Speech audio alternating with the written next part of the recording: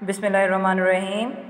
Today I have started my second lecture of gaseous exchange, and my lecture is about mechanism of breathing. First of all, the definition of breathing: the inhalation and exhalation of air for the intake of oxygen and giving out of carbon dioxide. ये क्या है? definition है किस चीज़ की? breathing की. Then mechanism of breathing is divided into two phases. हम mechanism of breathing को two phases में डिवाइड करते हैं. The first one is inspiration और इनहेलेशन. इसे या तो हम इंस्पायरेशन कहेंगे या इनहेलेशन कहेंगे. ठीक है, दोनों वर्ड्स हम यूज़ कर सकते हैं. एग्जामिनर्स जो हैं कभी इनहेलेशन एक्सहेलेशन का क्वेश्चन देते हैं और कभी आपको इंस्पायरेशन एंड एक्सपायरेशन का क्वेश्चन देते हैं. And the second one is expiration. What is the definition of expiration? The letting out of air from the body. ठीक है, यह आपके पास क्या है? एक्सपायरेशन है.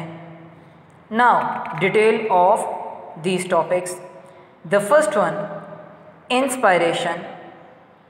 Detail of inspiration.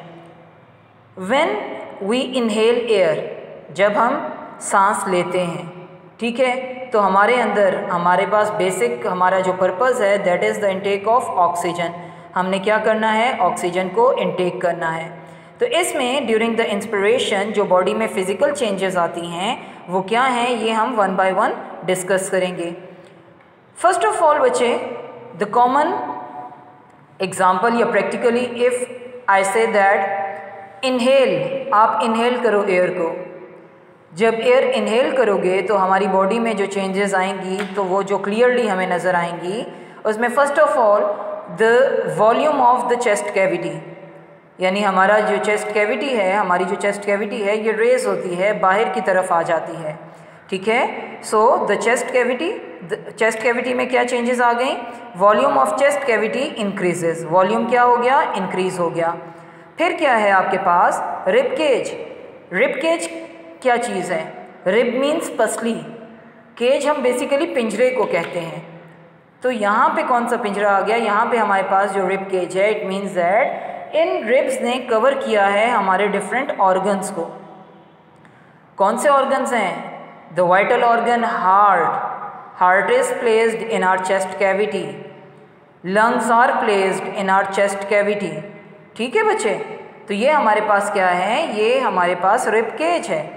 And during inspiration के दौरान रिब केज क्या होगा? एक्सपेंड होगा, फैलेगा, क्योंकि चेस्ट कैविटी रिब केज ही है बेसिकली, तो वो बाहर की तरफ मूव करेगा. Then intercostal muscles. Intercostal muscles क्या हैं? The muscles in between the ribs. बहुत बारीक ट्रांसपेरेंट से मसल्स हैं जो रिब्स के दरमियान प्रेजेंट होते हैं. अगर आप ऑब्ज़र्व करो, चिकन में हमें बहुत क्लियरली नज़र आते हैं, हमें डिफरेंट एनिमल्स में बहुत क्लियरली नज़र आते हैं. Muscles of the ribs which are called intercostal muscles, they contract. वो क्या हो जाएंगे? कॉन्ट्रैक्ट हो जाएंगे. After that diaphragm. What is diaphragm? Diaphragm is the sheet of muscles which separates our abdominal cavity from our chest cavity. हमारे abdominal cavity और हमारी chest cavity को क्या करते हैं? सेपरेट करती है. ठीक है, so diaphragm as in this diagram. यहाँ पे आप ये देखें बेटे, ये जो लेयर है मसल्स की, इट इज़ कॉल्ड डायाफ्राम. ये डायाफ्राम आहिस्ता आहिस्ता, क्योंकि जब यहाँ से एयर एंटर होगी, ये देखें एरो इसे पुश करेगा डाउनवर्ड. जब डाउनवर्ड पुश करेगा then this diaphragm becomes flat. ये डायाफ्राम क्या हो जाएगी? फ्लैट हो जाएगी. And pressure on the lungs decreases.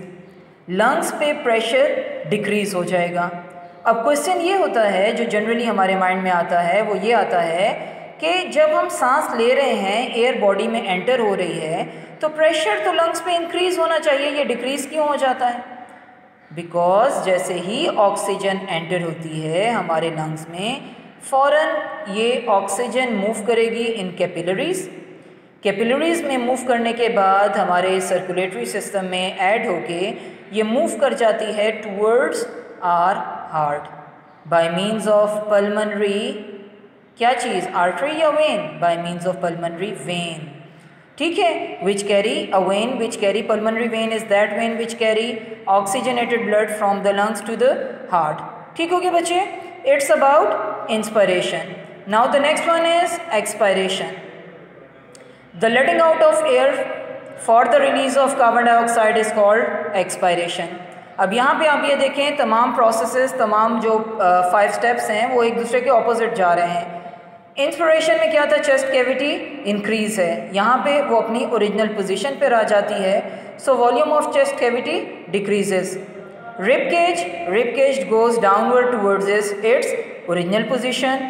Intercostal muscle, जब रिब्स अपनी जगह पर आ जाएंगे तो इंटरकोस्टल मसल्स भी स्ट्रेच तो नहीं होंगे ना, वो क्या हो जाएंगे, रिलैक्स हो जाएंगे। Diaphragm becomes doomed shaped. अब यहाँ पे देखें, ये डोम किसे कहते हैं, इस गुंबद की तरह। ठीक है, यहाँ पे देखें, जब प्रेशर आ रहा है तो ये फ्लैट हो गया डायाफ्राम, वेयर एज जब हम एक्सेल कर रहे हैं तो ये डायाफ्राम क्या हो गया, डोम शेप्ड हो गया। ठीक हो गया बेटे। एंड एट द एंड हमारे पास क्या हो गया, pressure on the lungs, pressure क्या होगा लंग्स पे, इंक्रीज हो जाएगा।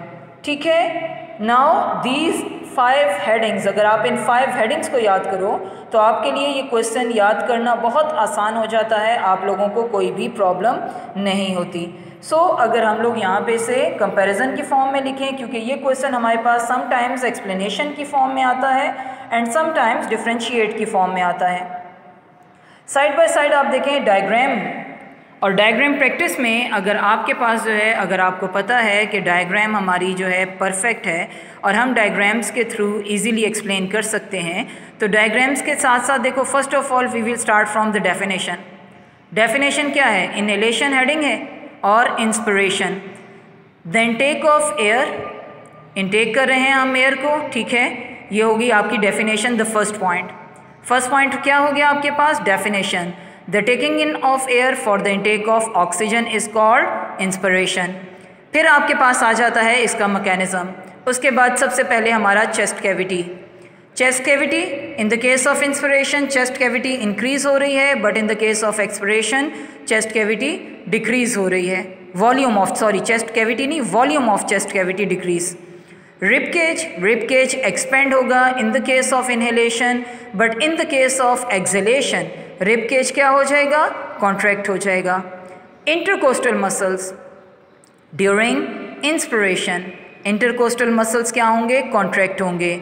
इंटरकोस्टल मसल्स कौन से मसल्स हैं, muscles of the ribs are called intercostal muscles. So in inhalation intercostal muscles क्या हो गए, कॉन्ट्रैक्ट हो गए, but in the case of exhalation intercostal muscles expand हो गए। Next one is diaphragm. Diaphragm क्या है, in the case of inspiration में ये हमारे पास फ्लैट हो गई, whereas in the case of inspiration and exhalation it becomes dome shaped, ये आपके पास डोम शेप्ड में आ गई।